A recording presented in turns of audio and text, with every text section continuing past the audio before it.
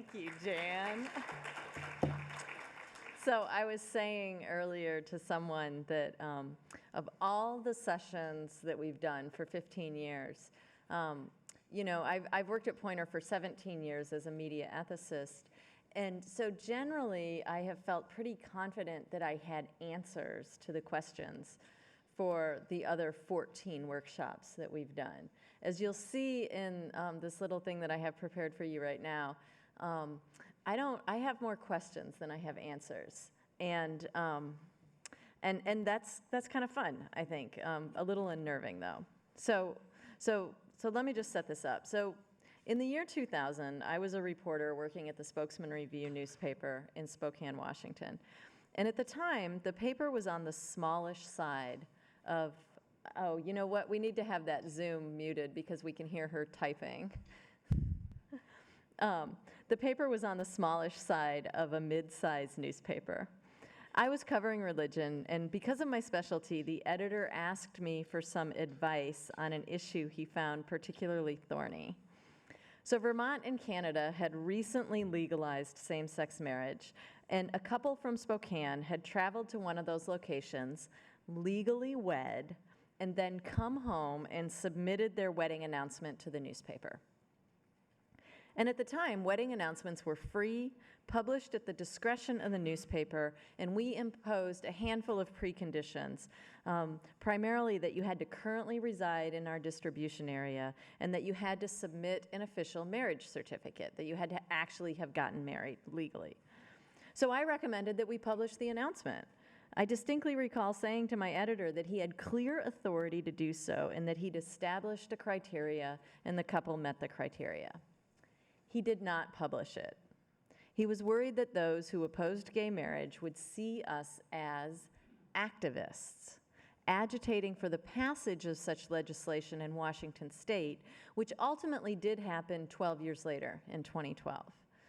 My editor was worried that those who opposed the legalization of gay marriage, perceiving the paper's decision to publish as activism, as us taking sides, as saying we think that this is a good thing. Now, I am an ethicist. Can we go to that next slide?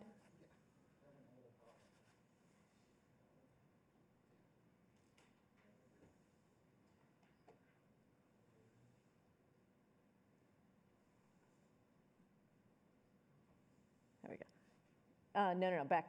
There we go. So I'm an ethicist, and that means that I can make this argument from all of the sides, and there is more than two sides, right? I can argue that acknowledging that a couple from your community legally got married in another state is just that. It is a simple acknowledgement of facts. It's the opposite of activism. It's, in fact, inactivism. And I can and did argue that refusing to run the photo, which is what the editor did, is a form of activism because you're passively accommodating a status quo that embraces the current legal position that marriage remain exclusive to heterosexuals. My editor argued the exact opposite. He argued that because gay marriage was not legal in Washington state, that he was bowing to the status quo as a mere observer. Here is the legal definition of marriage in this state, he was saying. Here are the legal marriages in this state. This was, in fact, a retrofitted condition to our marriage announcement policy. And if he had really made that public, that's what he argued privately and to this couple. If he had made that public, it would have required that for every out of the jurisdiction wedding that we published, that we would have to verify the legality of that marriage. And we weren't prepared to do that at all. And of course, I can argue that we should publish the wedding announcement and the accompanying photo as activists who are in favor of equality. That in essence, it was the right thing to do. That doing so would have put the newspaper on the right side of a battle for equality. In fact, the very history of wedding announcements is a place where newspaper editors actively advocated for certain ideas. When the marriages of Black people were not included, those editors were in fact advocating for the idea that Black families were not equal to white families. When interracial couples were disallowed, those editors were actively advocating against marriages that crossed racial and ethnic boundaries. Is journalism a form of activism? All journalistic decisions can be perceived as activism.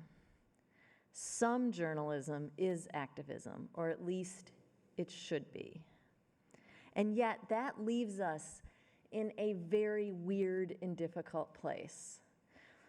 Because when you look at the most controversial issues of today, gun control, abortion, immigration, there are clear moral lines that are being drawn.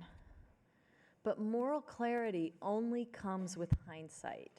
As that story that I just told you about a wedding announcement in Spokane, Washington in the year 2000, which is not that long ago, demonstrates moral clarity comes with hindsight.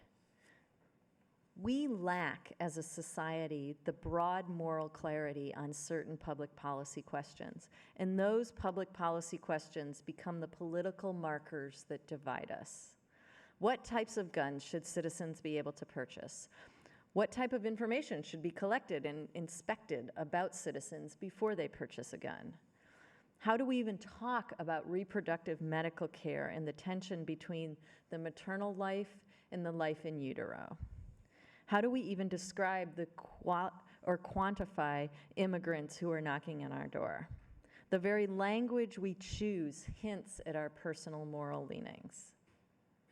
And yet, if you look back at journalism, at the history of journalism, there are clear moments in history where journalists document or receive documentation of some type of abuse of power, and the dissemination of that abuse provides society with the evidence to tip the scales of public opinion and public policy making. May 4th on this campus was one of those moments, but there are many other. So let's look at. So I want to take a look at, this is going to be a reporter and an editor talking about a very recent piece of journalism that they did.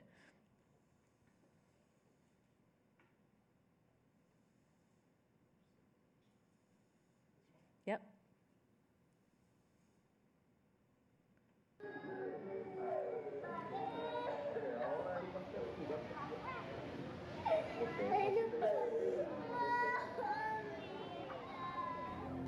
I was listening to the audio in an upstairs bedroom just so that I could have quiet, and I just remember a feeling of feeling physically ill.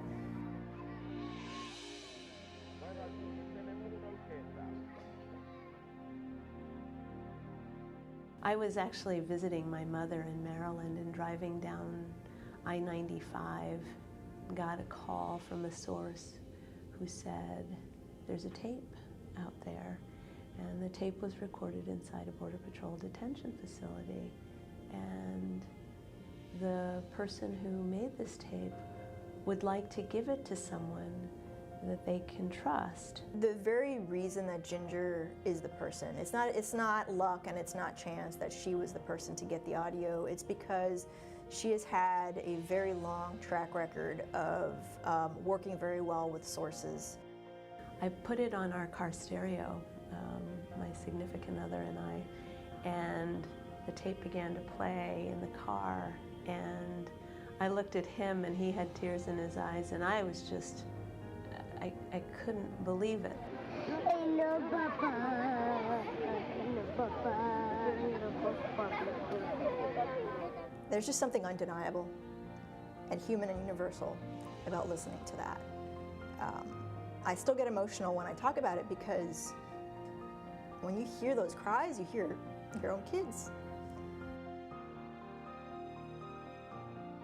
It was suddenly being played on the House floor, it was in the White House briefing room, the tape was just everywhere. And then a week later, a federal court ruled against the zero tolerance policy and ordered the administration to both stop separating children and to reunify the 2,648 children who had been separated from their parents.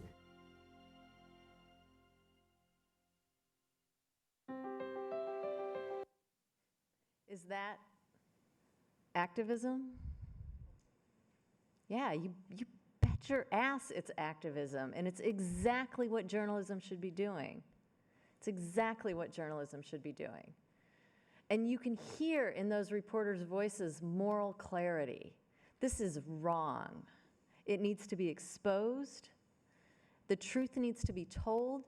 And then you hear the impact of telling that truth. But they didn't tell that truth with any sort of ambiguity. They told that truth with moral clarity. So let's go to the next slide. This next slide is a screen grab from a video, and we're going to watch what the New York Times did with this video.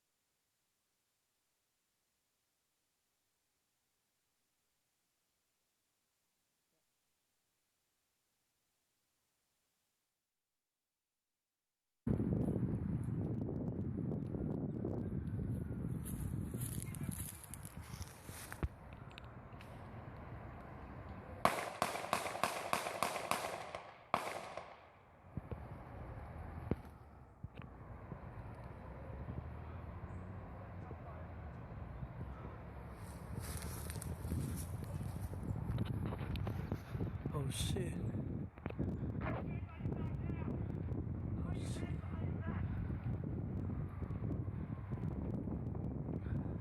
Shit.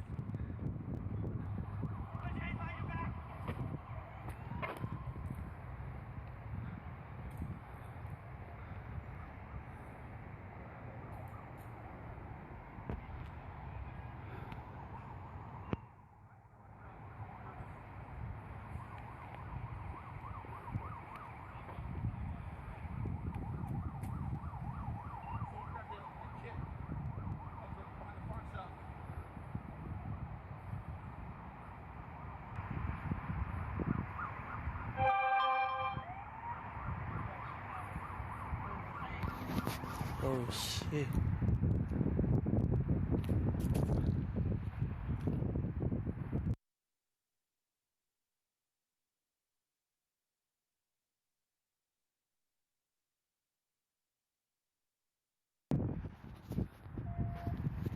Fucking abuse.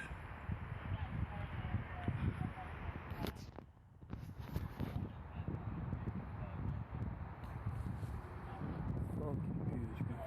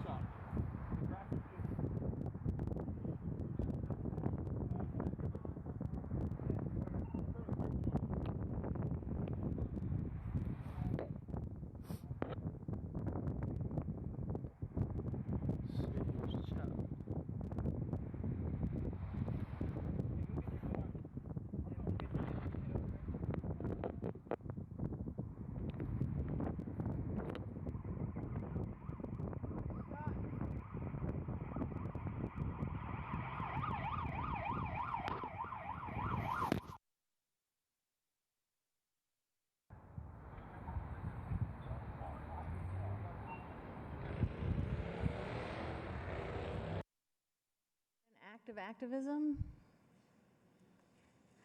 I would argue that if they had just published the video and they hadn't edited in any of the text, they hadn't made the officer audible, they hadn't slowed down the planting of the evidence, that it would just be a documentation. But in doing that, in calling attention to those things, it became activism by the New York Times, combined with that citizen who shot that video. That cop is in prison now, as he deserves to be, because of this video. And because it was distributed and edited in the journalistic way that it was by the New York Times. So I want to show you one more example here. So the galvanization, those moments of galvanization where public policy or public action becomes so clear, those seem much harder to come by today. And it might be because we're numb from the exposure to so much injustice. Maybe it's because our president and other political leaders have coarsened our sensibilities. Or maybe it's because we lack the journalistic leadership and follow through on these stories. After all, if you look at the coverage of the Birmingham church bombing that we just celebrated the anniversary for a few days ago, that killed 4 little girls in their Sunday school classroom, it wasn't just this image or the other images that led to the changes in our society. It was the journalism that was done. Specifically, it was a column published by Gene Patterson, who at the time was the editor of the Atlanta Constitution, and he wrote this. A Negro mother wept in the street Sunday morning in front of a Baptist church in Birmingham. In her hand, she held a shoe, one shoe from the foot of her dead child. We hold that shoe with her. Every one of us in the white South holds that small shoe in his hand. It is too late to blame the sick criminals who handled the dynamite.